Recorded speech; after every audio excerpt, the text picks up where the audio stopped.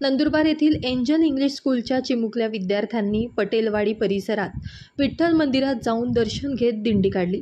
यावेळी चिमुकल्यांनी विठ्ठल नामाचा जयघोष केला। मंगळवारी सकाळी आषाढी एकादशी निमित्त एंजल स्कूलच्या चिमुकल्या विद्यार्थ्यांनी विठ्ठल मंदिरामध्ये विठुरायाच्या भक्तिगीतावर नृत्य केलं।